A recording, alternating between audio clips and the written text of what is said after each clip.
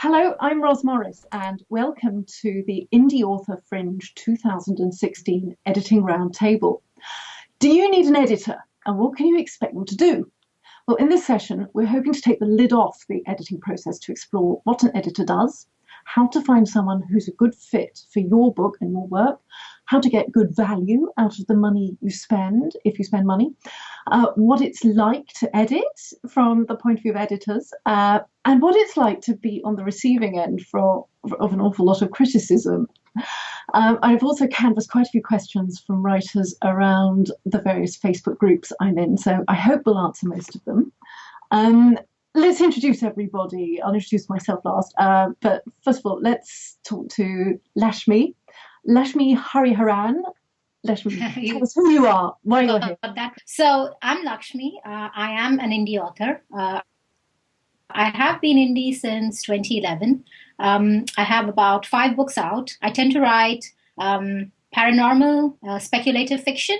I'm also a marketeer by profession. I worked with companies such as NBC and BBC, and I'm pleased to be here because I've learned a lot from all my editors. So happy to share some of my experience. Yeah. Okay. Next, I'm going to introduce Ricardo Fayet. So I'm the founder of Reedsy, which is basically a marketplace connecting authors with top industry professionals such as editors, designers, and marketers. And of course, today I'm here to focus on editing. And through my point of view, maybe I can give a bit of insight on how authors can find editors and work with the right ones on their book. Right, okay. And we also have Andrew Lowe. Hello. Andrew, tell us who you are, why you're here.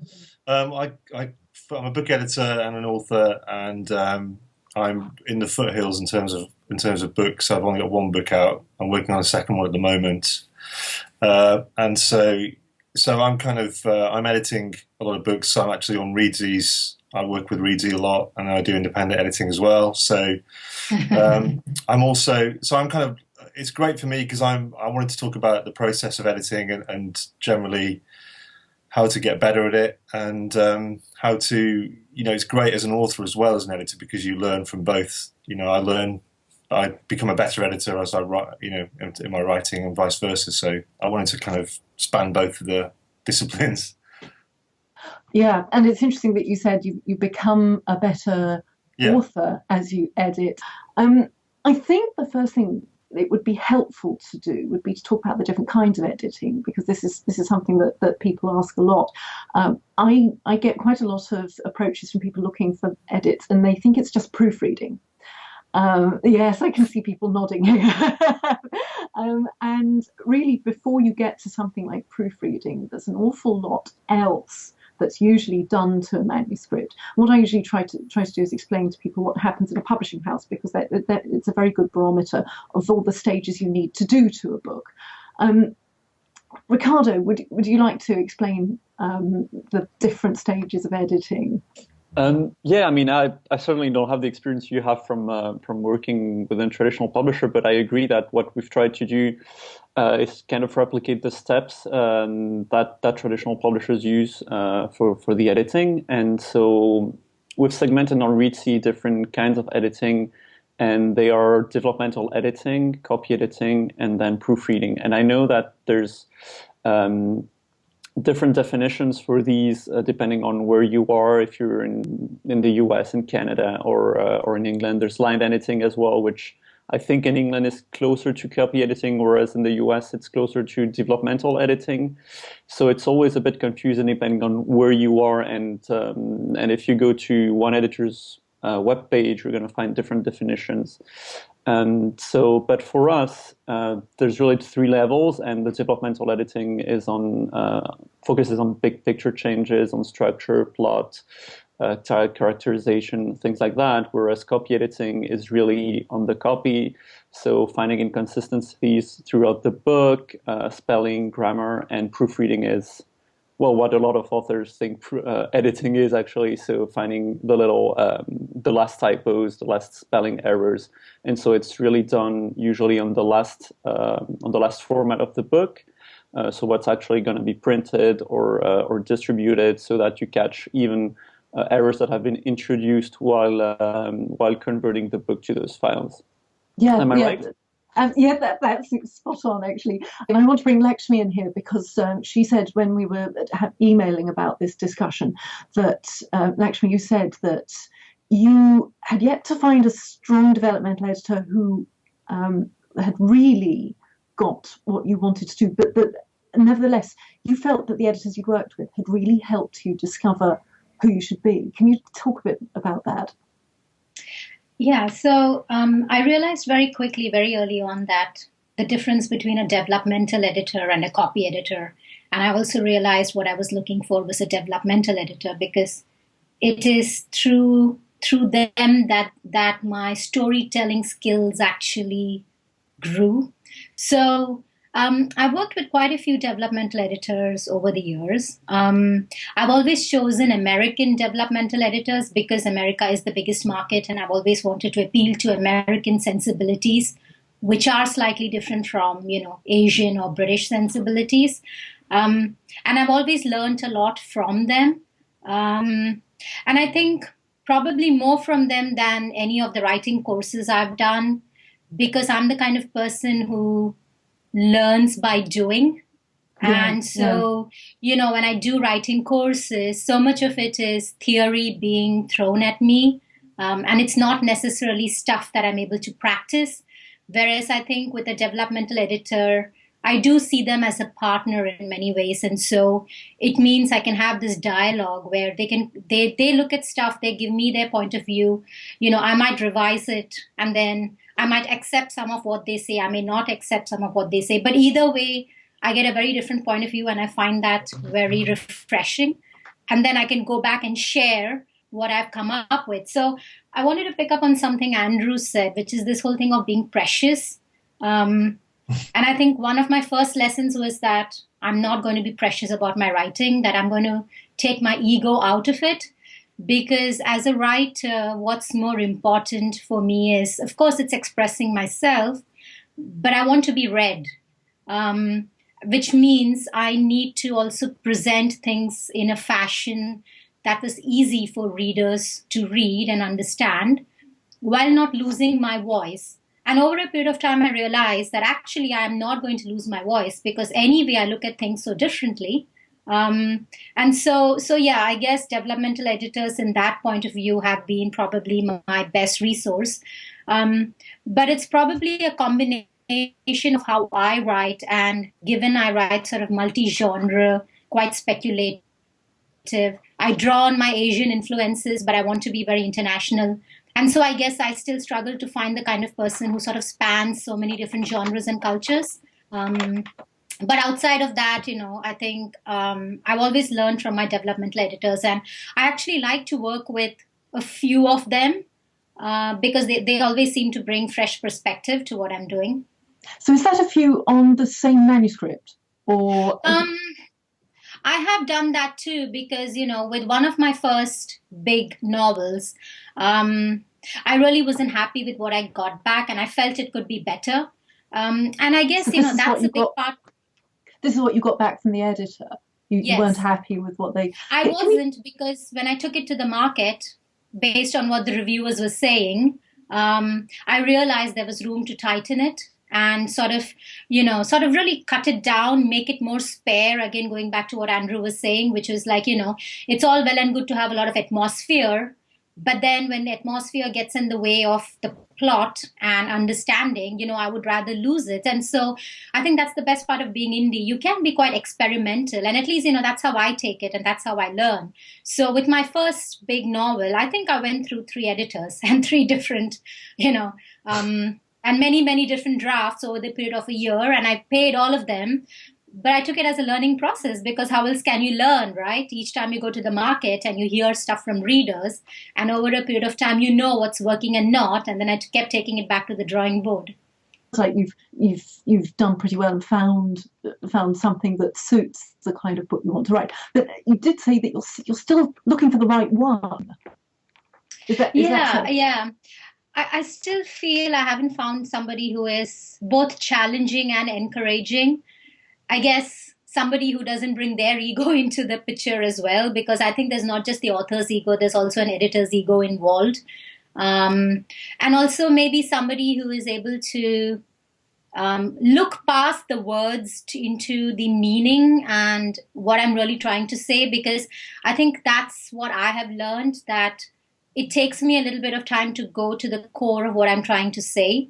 And I'm very good at, well, me personally, my style is very atmospheric and it's quite emotional, but oftentimes that's almost a distraction, because the real theme is running below, the real theme of the motivations of what the characters are up to. It takes a little bit of time and perhaps a couple of revisions to get to it. And if you have a good editor, I think I should be able to get to that much faster rather than going through this 3 or 4 stages that I did with my first one. Andrew, can I bring you in? How do you're starting in this, really? How are you finding how do you choose who's going to be a good fit for you as a client? I always start, as Laxmi was saying, I always in order to try and get that chemistry, I always start with a Skype, because I want to talk to a client. I want to talk to them about the book. I want to hear what they've got to say about it before I start to read the writing, and just to try and get a sense of what they're trying to achieve with the book, rather than just have it there in black and white and then try to sort of unpick it. I find I get and then I make a lot of notes, and then, like I was saying, proofreading. You were saying before that a lot of people think proofreading is editing, but one of the reasons I don't offer proofreading as a service is that I like to feel invested in the book. I like to feel it's a collaboration. Not necessarily, as Laxmi said, bringing too much of my ego to it, but I want to feel when the book comes out that I care about it as much, not as much as the author, but I have some sort of an investment. And so I think with proofreading maybe is a little bit, this a bit more sterile than that. So I want to kind of that's more about the mechanics. And I just want to have a sense of the author, so I'll talk to them and try and see if this is the kind of book, this is the kind of thing that, I'm going to click with. And normally, initially I've tried to not edit in the kind of genre that I write in. If that seems quite strange, maybe, but because I want to, I want a bit of a challenge. I want to kind of try to sort of stretch out. And as Laxmi was saying, you learn by doing. So I don't particularly read a lot of fantasy, but I seem to have just fallen into editing fantasy novels at the moment, which I'm really enjoying. And I'm kind of realizing there's a lot out there. There's a whole, seam of literature that I just haven't really been, but had access to. So, so I think it does develop me as a writer. It pushes me into areas that I probably wouldn't go as a standard reader. So I like that symbiotic relationship where I just feel that, as Laxmi said, you can get that chemistry, then you're developing as an editor every time you edit. But also, if you're a writer as well, then then you're it's helping your writing. The one thing I wanted to say about editing and as a writer is that what you have to be really careful to not do is to rewrite the book as if you would have written it. Yes. That's a really tricky. Yeah. It's a really tricky thing to balance to strike. And Ricardo, you've had to be very quiet recently because you haven't written a book, but you must see a lot of people going through the process of searching for the right editor. How do they find the right fit? It depends. I mean, oftentimes it goes through recommendations, and that's, I think, one of the pieces of advice that a lot of authors get when looking for an editor is find other authors, possibly in your genre, who are really happy about their developmental editor and who have a similar personality as an author to yours, because then you're gonna, if they like their editor, it's likely that you'll like that editor too. So oftentimes we get authors on Readsy just asking one editor for a quote without asking anyone else because they've had that editor recommend it. Other times, if you don't have these recommendations, then usually authors look at the portfolios, so the books that the editors have worked on, and then testimonials from authors these editors have worked on, and try to get a sense of the editor's personality and way of working. So whether it's an editor who's going to ask questions, or if it's an editor who's going to just make changes directly in the manuscript, if it's an editor who's going to focus more on the report or directly on the line-to-line changes and work more on the manuscript. I think there's a lot of different kinds of editors, even in developmental editing, and it's important to get a sense of how they work, and you can get that through a sample edit often. So I don't know your policies on sample edits. We have, I'd say, half the editors on Reedsy who are open to performing a sample edit, even a developmental edit on first few chapters of a manuscript for free, and another half who don't do that because it takes too much of their time, but instead provide an editorial report or a developmental edit that they've done on another manuscript, possibly in the same genre, keeping the author anonymous, obviously. Again, so that you can get a sense of how they edit and whether that's going to be right for you. Right. Andrew, it sounds like you had something to say there. Yeah, I was just going to say that when you start an edit, I definitely try to do a sample, because when I've already starting with a client, and what I try to do is to generally the first maybe couple of chapters, particularly if it's a copy edit, if it's something a little bit closer to the page, then I want to go through because then and then have a Skype. I'm a little upset. I'm a bit too obsessed with Skyping with people at the moment, but I find that's really helpful to just kind of talk, and I think it helps to make it a little bit more fluid, to sort of lubricate the whole thing. And so I want to kind of be able to kind of take those first two chapters, and then have the author look at the way I edit, because in a sense, they have to be happy with what you're doing as well. In a sense, it's like a little mini review of the early stage of the edit. And if there's something that I'm doing that is just terrifying them for some reason, then I want to find out in the first two chapters, not when I give them half of the book. And usually that helps. And one thing that I found really, really satisfying recently is that I did an edit for an author where I think they thought it was a little bit further along than it actually was. You see what I mean? In terms of it needed a little bit more of a heavier sort of line towards a line edit than actually a copy edit. And then they said they were starting to work. They found that process a little bit stressful. So I was very, very careful to kind of make sure that it wasn't just a carpet bombing them with criticism all the time. It was very. This is another thing I do. Sorry, I'm digressing, but I often put little things in the margin saying, "Great, love this." Yes. I think that's very good. Well, also, I feel part of my job is to say, this you've done exactly right. You couldn't have done that better. Because I want to teach people their strengths as well as the things that aren't right. And that is also part of the editor's job. It's easy to forget that. And I've worked with some editors in big publishing houses who all I saw was red pen and I didn't know I'd done anything right. But then what I make sure I do is I say, right, these are your strengths. You do this well. You're doing exactly the right thing here, and then these are where it's not quite working. I think the really important thing is to be able to trust that the editor has got the right approach for you, for your stage of writing, and that you're happy to put your book in their hands. Laxmi, what would you say about that? Yeah, I think that's true. I think I learned the hard way that it would be good to ask for a sample edit, just because then I know what I'm getting into. And probably that's I guess it's just more how the indie world has evolved, because it's not very, I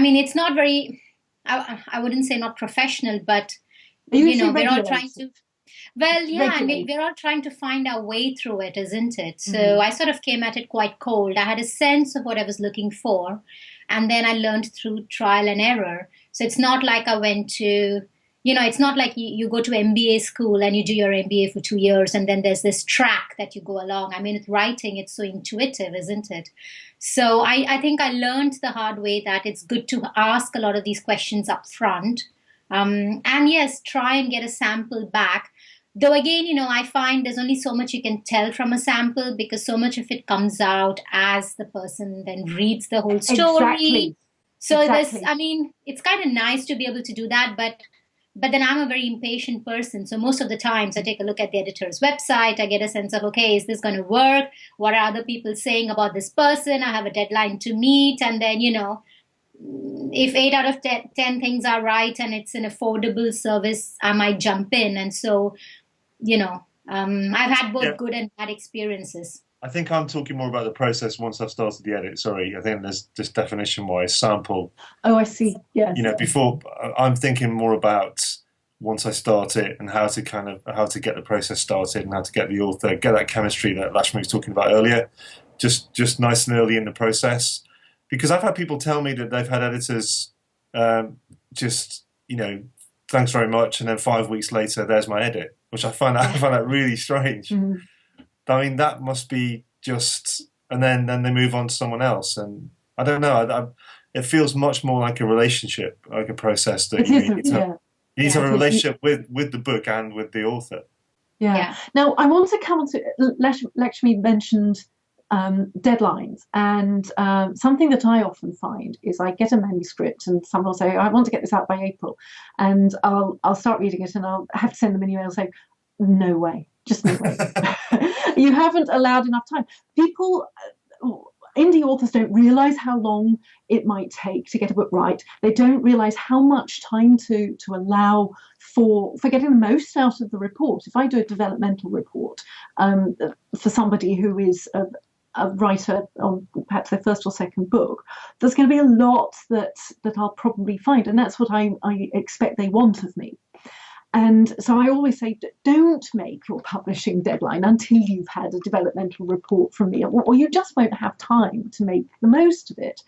And things like copy editing are a bit different, and proofreading, because they're much later stages. But still, I've had manuscripts I've copy edited, and there's been so much to sort out. I've discovered so many plot holes that they needed to allow a much longer time. And it's a pity to have to learn that the hard way, especially when you promise your blog followers, oh, it's going to be out in April. No. Yeah.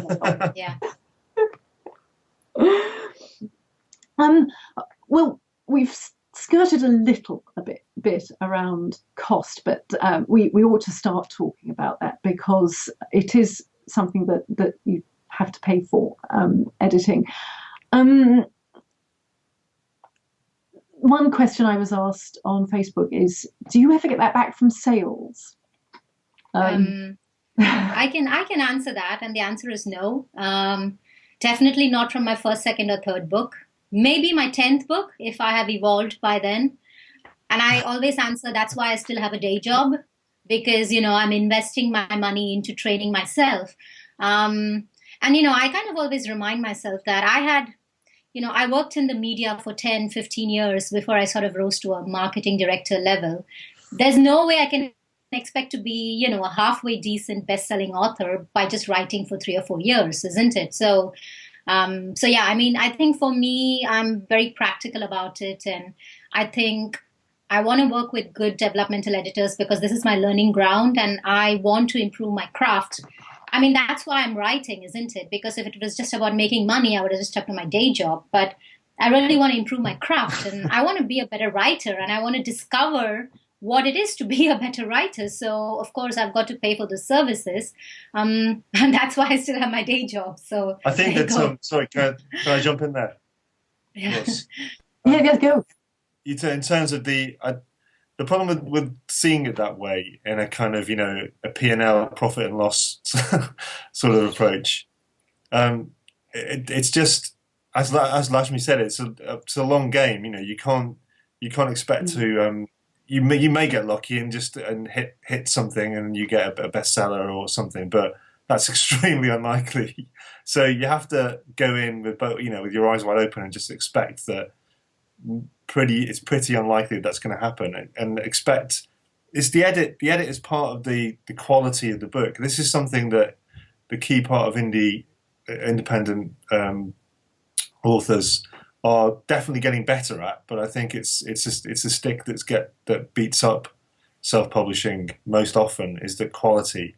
And I think the edit, having if you just get a book out there that hasn't been properly edited, and then you just keep doing that over and over again, you're never going to sell. You're never going to make any money back, because you're going to just keep turning off readers every time they pick up a book.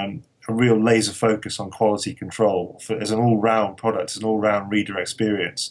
And this is this is where Ricardo comes in, as Readsy, because the great thing about Readsy is that it's focused on that all-round experience, from the content to the making the content as good as possible with editing, to the design, the whole, the kind of publicizing, everything. It's not just about, oh, I've written the book. That's just the beginning. It's all, that's the hard work sort of starts there, really. I mean, there's 2 phases of hard work, and I think it's quality. Loads of phases of hard work. The first draft, and then what happens afterwards. It's just quality. You have to keep putting quality out there with every book, and focus on as high as possible quality, and then you'll get readers coming back to you. And over time, after a few books are out there, you might start to think, hang on a minute, I might be able to give up the day job here, but only if you focus on quality, I think. Ricardo, I wanted to bring you in because we're now talking about costs. You must have a range of different charges on your site that you see. People who charge, quite high rates, and people who charge quite low rates. Well, first, I'm assuming that you do. What is the range, and are you seeing them all getting work? Yeah, no, that's a question we get quite often, and I think we've had around 2,000 quotes exchanged through the platform, sent through the platform so far. So we're pretty soon going to be releasing an infographic on actually the costs of developmental editing, copy editing, reading, and all that. We're through the looking glass. And yeah, I know, and a lot of our editors have actually asked us for what other editors are charging on Readsy, because we have this kind of a certain standard of people there. So there's not that huge a disparity in what editors quote. Oftentimes, when very different quotes come in, it's because one editor quoted for copy editing, and another one, who has probably also asked for copy editing, identified huge plot holes and told the author, I'm quoting for developmental editing because that's what you need.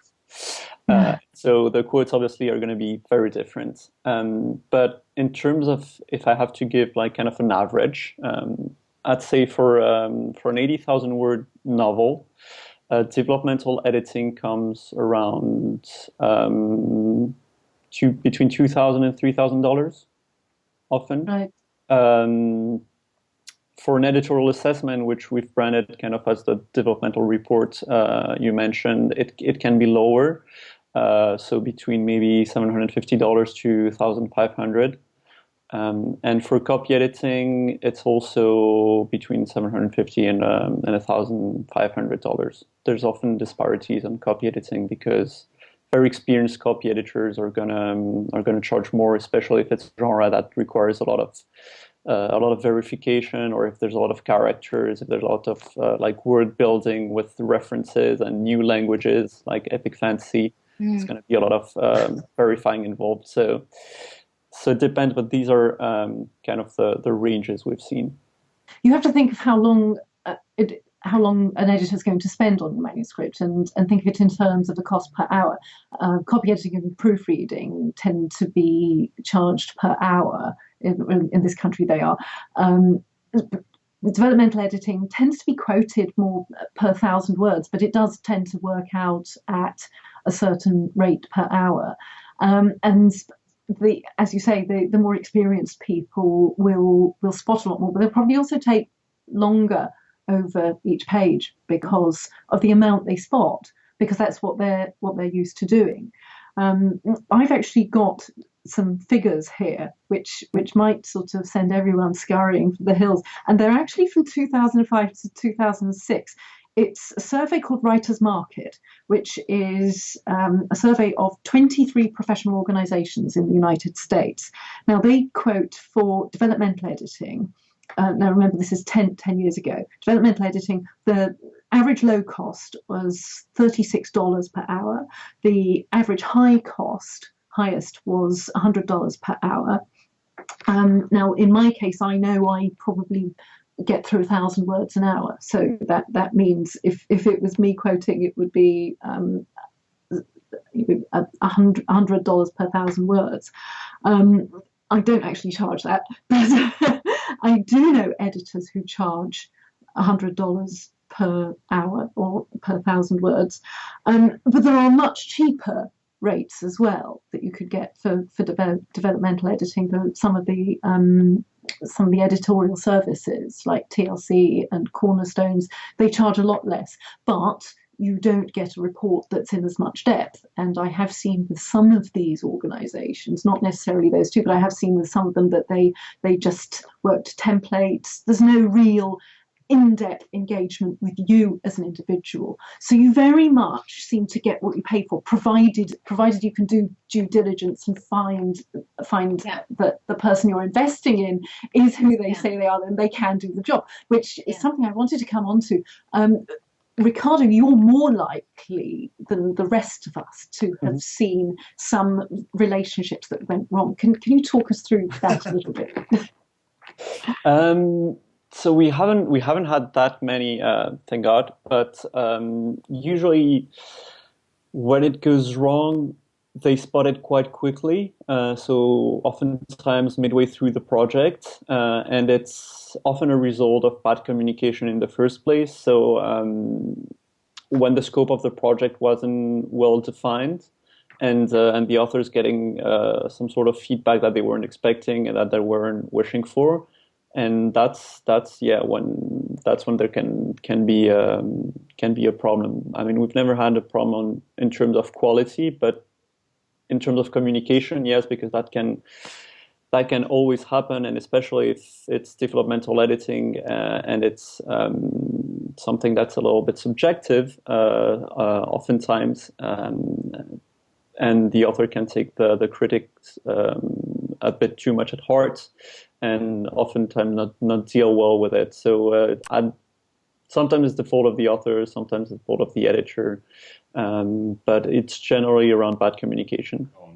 And I can see, I think of it as a spectrum. I do think of it as a spectrum. It kind of starts with the first draft and the developmental, and goes further along to a line edit, which is much more heavy lifting in terms of the sentences and rewriting and restructuring, and then the copy editing, which is a little bit more mechanical and fact checking and grammar, and then the proofreading, which is all mechanical. So, and I think, generally speaking, I think it sort of gets cheaper the further along that spectrum you go, if that's not too crass.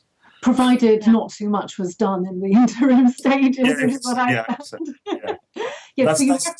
that's a trick to make sure you and the author agree what kind of an edit this is going to be, nice and early, because sometimes the author can have a different opinion, and that's probably, Ricardo, where the problems, as you said, that's where the problems come in, the miscommunication. And something that I'd say is that copy editing is expensive because of the time taken and the amount that you find. But if you have had one good copy edit from someone who is utterly thorough, and you take good notice of the kinds of things they say, you can make your books so much more. You can make your next book so much more accurate and careful that you can then save a lot of money on subsequent copy edits. Well, this is something that I had an author say this, Roz. Actually, this is something that made me very happy. She just said, "I'm starting my next book, and I'm already feeling, I can feel sort of the influence of your edit on my writing." So that kind of gives me a lot of satisfaction, to know that's happening, and that process of learning is happening, I guess. Laxmi, it sounds like you've also had that experience. Yeah, totally. I think, I really do try to learn with each book, because it just means I get closer to a better first draft. And I think that's my aim, to try and get to a really good first draft, and to have done all my work, both the developmental editing, the plotting, and as much as possible not to make too many spelling or grammar mistakes. Try and just fix a lot of that before I get first draft. stage, because then it's really easy for me to get to final draft. And personally, I don't like to do 20 drafts. I want to get it done in like 3 drafts and that's it, because that's something I learned about myself. The more drafts I do, the energy gets older, and I just want it to be fresh. Yeah. And it loses something. So I think it's really important for me to have done a lot of my thinking before I come to the writing. And then as I'm writing, be very, very conscious, how I'm writing. And again, having been a marketeer and having had a professional job, I mean, this is what we do at our jobs, don't we? When we make presentations, we are very careful in what we put down. So I try and bring some of the discipline into the writing without sort of stifling the creative part of it, because then, I can get to a final draft really quickly. One of the questions I was asked early on was how much an editor will change your work. And it sounded like the writer who was asking was actually quite afraid of having red pen put through everything. Her words will change. But in fact, if she's thinking of a developmental edit, the developmental editor doesn't usually do very much changing. They leave it to you. It's your job as the writer to decide what to do, with the advice. It's more advice, in fact, than changes. So it's not a process where you're going to have the heart ripped out of your book or get stomped on by someone who thinks they know better. But I'm going to throw a contentious little idea in here, and Dan Holloway is responsible for this, and he said it on the Ally Facebook group.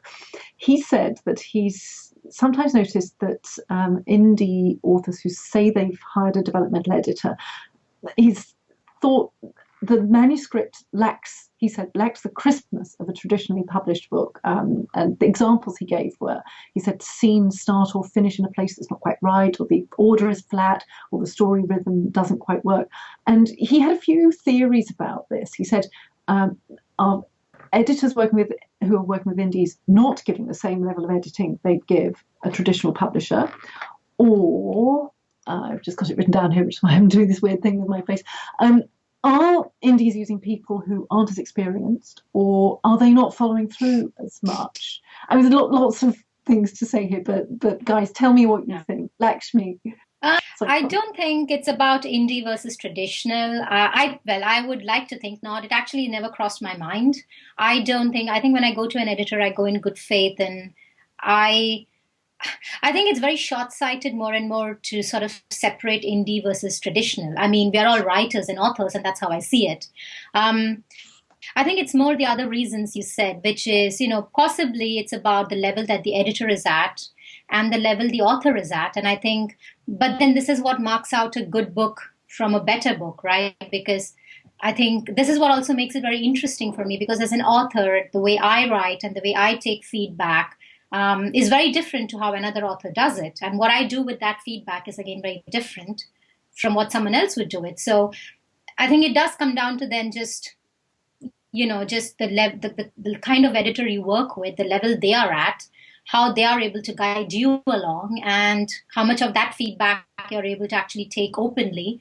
And then it's also, my sense as an author of what I want to take and what I want to reject, which I think only comes with experience. And I think that's why it's really important to just continuously write books, and move on to the next, because I think you grow with each book and you learn that sense of that rhythm. You just know yourself better as an author. And that to me is hugely important in getting better at my writing. So yeah, I think that's what I would say. I think in that case, I agree that if you see indie books that perhaps have those kind of those qualities, then it's just a case of, I mean, I see that in traditionally published books as well. I see really badly edited traditionally published books all the time, and it just drives me crazy. And I can't, I just think that's a bit of a generalization, really. I see good and bad on both ends of the scale. And I think I agree with Laxmi that the sooner we get to the point where we're not thinking indie published versus mainstream published. I mean, it's a bit like music, about 15, 20 years ago, there was an indie chart, wasn't there? It's like now, that's absurd. So just the sooner we can blur everything into one, the better. Yeah, I mean, from my point of view, as an editor who's worked with both indies and traditional publishing, I do exactly the same to indie authors as I do to people in traditional publishers, and because it's the pride in the work. I want people to make good books, and that's what I really care about. I think in a way, sorry, Roz, I think in a way that the thing with indie publishers and editors is that you can have a little bit of a closer relationship, definitely, and I suppose that can go both ways. You can be a little bit too much of a mate to the person. I think generally, if you have a good relationship and you can actually be a little bit closer to the author, then I think the other way, you know, I think you can be much harder on them. And they can take it and they can sort of bat things backwards and forwards a little bit more, and you can actually, you know, have something a little bit more robust. I mean, I've had clients who have made enormous improvements from what I've told them. So I'm able to refute Dan and say that I have seen people do very good books, and because you know, they've really they've really got themselves inside what was going badly and what they could do well, and so you can make a big improvement. And yeah, I think that's another thing. Sorry, Roz, with indie authors, there does seem to be. Can I throw a contentious thing in here? There seems to be a little bit too much of that quantity over quality sometimes as I look around, you know, independent publishing culture of just get as many books out there as possible as quickly as possible, and I don't know, I just find that a little bit disturbing that you would write by the yard, you know. I don't quite understand that. Surely you would want to get the book is ready when it's ready, and you want to tell your story, and it'll take as long as it will take. I don't quite understand that. Oh, let's get 5 books out in a year or something like. A pound of steampunk, please. Yeah, yeah. Of course, you want to build your body of work, and I totally understand all of that. But you know, I think you have to be, again, I'll go back to the, you know, quality. That's the key thing you need to always focus on within everything you're doing. Yeah. I think the difficult thing is when there are many indies out there who are now dependent on their books for a livelihood, and then there is real pressure to bring out, you know, one every 2 months or even one every month. And you know, I know and respect many indies. I know how hard they work. I mean, these are people who are entrepreneurs in their own right and who have you know, they run mini businesses and they never stop working. They work around the clock, and they tend to put out books because they need to keep on top of their game. They need to be visible. They need to, you know, because that's how they earn.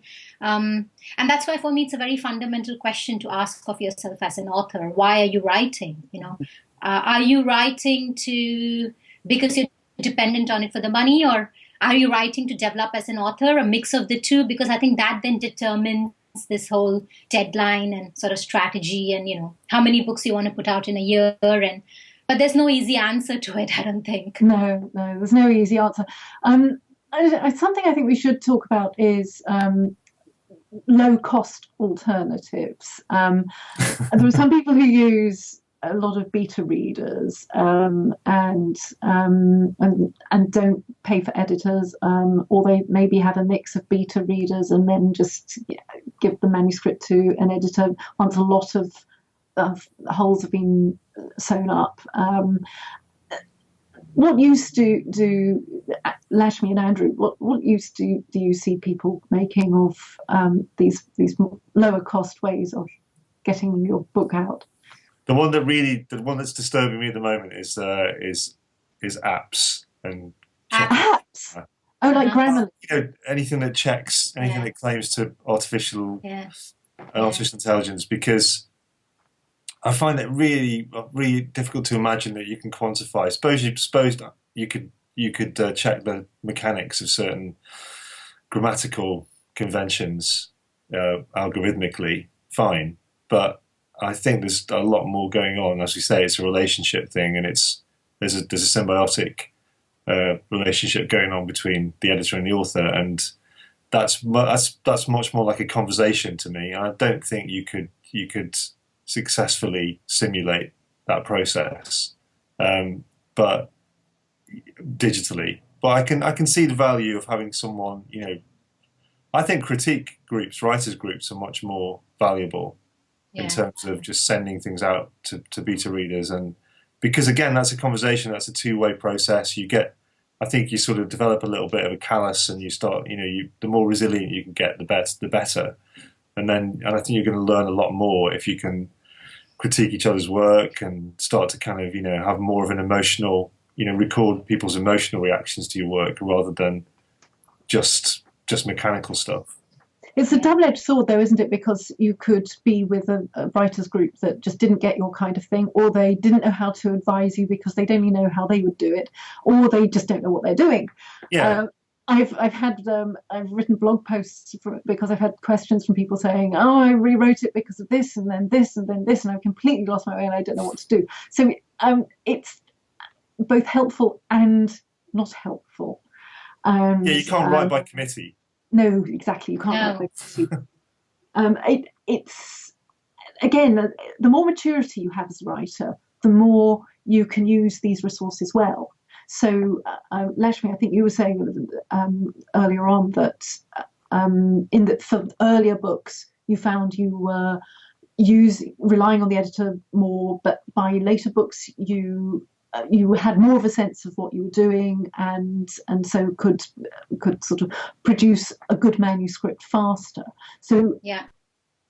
I think that in the early stages you need more professional help if you are investing in your future as a writer. Yeah, and I think I see beta readers as part of the process, and I think they're really important almost as a first stage. I sort of see it as crowdsourcing feedback, because it's a really good indication of how readers at large are going to react to my writing. And that's how I see beta readers, because they can sort of pick out things that I just didn't see because I'm very close to it. So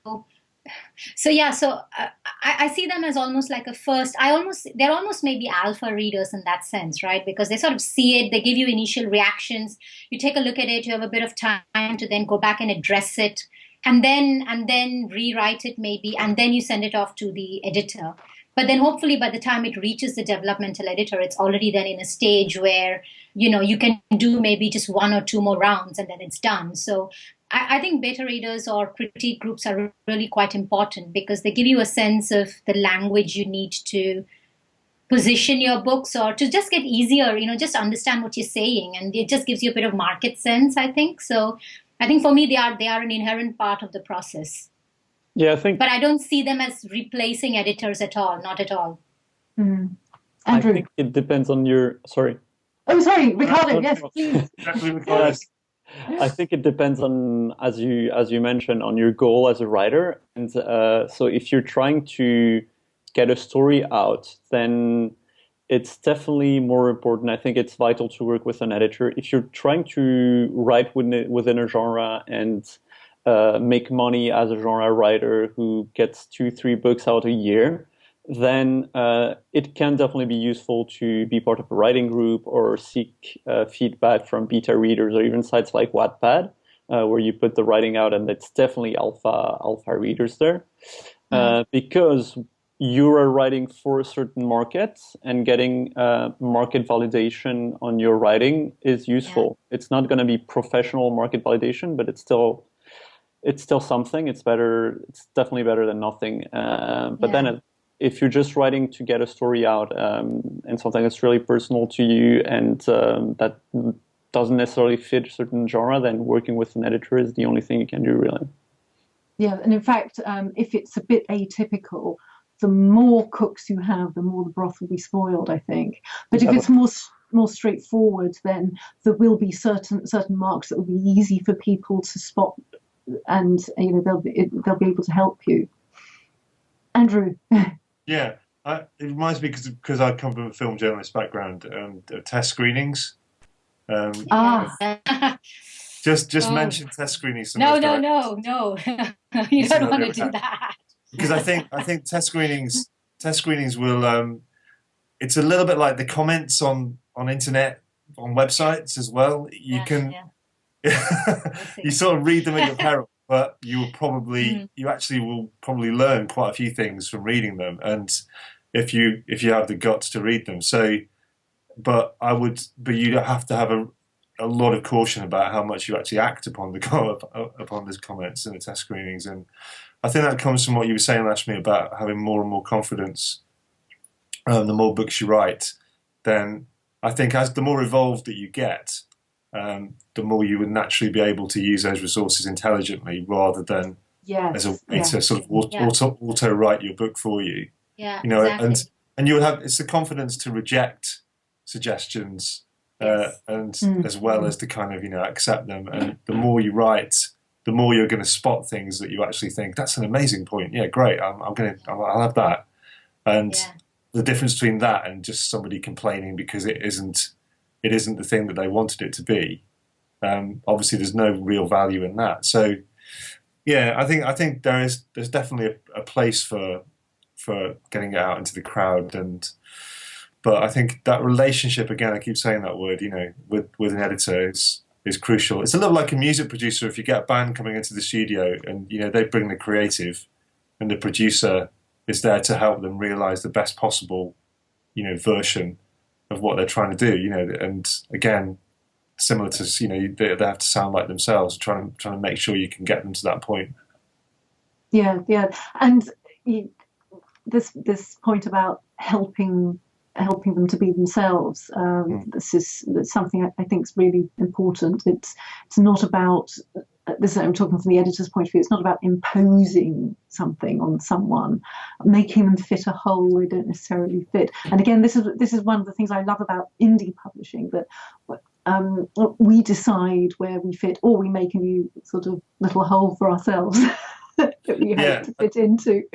If you look at a writer like Stephen King, his early books are just full of everything that comes into his head as he's writing. That's all in there, and the kind of texture of a door that opens, and it's just suffocating.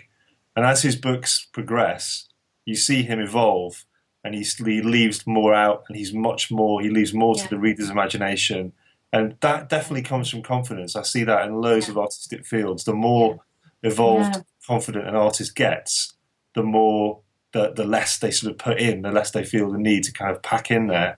And the books start to breathe a little bit more, there's a little bit more space in them.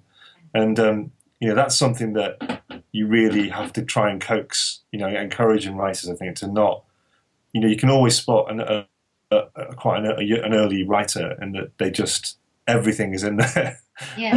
They're just so eager to show you how great their imagination is, and I'm sure and they've probably been working on it for a really long time as well. Because they're thinking, I could put this in and this in and this in, and I often end up saying to people, take that out and leave it for another book. You've got plenty already. Actually, Ricardo, I wanted to ask you, do you know? Since editors tend to work by genres, do you have any sort of rough figures on the spread of editors in throughout the various genres that you have registered on Readsy? Have you got, say, quite a lot of genre editors? How does it look? I think we've got mostly genre fiction editors, but we've got quite a lot of literary fiction editors as well. I'd say more genre fiction, because there's more genres in genre fiction than in literary fiction. But literary fiction is quite well represented, and then in nonfiction it depends. We've got less academic because we work less with academic authors and academic publishers who tend to keep things more in-house. But we've got quite a lot of business nonfiction, how to reference self-help, because you have a lot of self-publishing authors, and a lot of the publishers also outsource certain parts of the editing, so we work with them. So in fact, we've talked a lot about fiction editing, but we haven't talked much about non-fiction editing in this conversation at all. And yet there are quite a lot of people who are writing that in the indie world. And it's more specialized, I think. You tend to need people who have worked in those particular areas. If you've got scientific and technical, or if it's in health, for instance, you need people who are au fait with the kind of world and the kind of concerns and the kind of language, and so that's important. If you're a non-fiction writer and you're looking for an editor, you have to make sure that they are familiar with that milieu. Definitely. Yeah, no, definitely. Milieu, good word, Roz. Milieu. I'm glad that it takes an hour and 15 to get to milieu. I think it seems we've nearly got to the end of this conversation. I think Milieu's killed it. Any famous last words any of you would like? What does an editor? I think I found the comment about. I just want to jump in and say I found Andrew's comment about beta readers and test marketing films really revealing, because I come from a film and TV background, and I personally think studios kill creativity by testing. It's given me food for thought, actually, because, and my sense is, I think, again, when you're starting out as a writer, or even 3-4 books down in, when you're still trying to find your voice, you go to beta readers. But I also know authors who are far along, on the 10th or 15th book, and they tell me, they do reach a stage where they don't do beta reading. They don't even do editors anymore, just because they've reached that stage where they're quite confident, they found their niche. And I find that quite fascinating. And, these are people whose books I really, really love, but who I also know will never get traditionally published, because, they're multi-genre. They're just so different, but they're so refreshing. So it's given me pause for thought, though, this the whole beta reading with test marketing. I think that's a really good point. I'm taking that away from this conversation. I think also it's a Steve Jobs thing, isn't it? Some people just they don't know what they want until you give it to them. So, you really risk that the idea of commissioning a book from a test screen, commissioning a version of a film from a test screen, or commissioning a book from a critique group or lots of beta readers. It does kill the magic, doesn't it? And it is hard work, and I know we don't want to get too highfalutin about the tortured artist, but it does kill a lot of the magic to kind of to imagine that you could just get, if you had enough people in a room, then you would naturally be able to sort of crowd think the ideal book out of that. This is like monkeys with typewriters, isn't it? Yeah, it is. Yeah, it is. Yeah. Subject of Leave Them Wanting More. Let's all tell everybody where they can find us. Laxmi, where can people find you? You'll find me on Twitter at LAXMI. That's me. So at LAXMI. Andrew. Twitter at Andy Lowe, ANDYLOWE 99, and as a general writerly edity type, but also on Readsy, and also AndrewLoweEditorial.com with 2 E's in the middle, annoyingly. And Ricardo. So on Readsy as well. Thanks for the promotion, Andy. And on Twitter, Ricardo Fayet, all together. Okay, and you can find me, I'll just keep it to Twitter, at Roz Morris, and that's Roz _Morris, ROZ_MORRIS. And thank you very much, everybody. Thank you. Thank you, Roz. Thanks. Bye. Bye.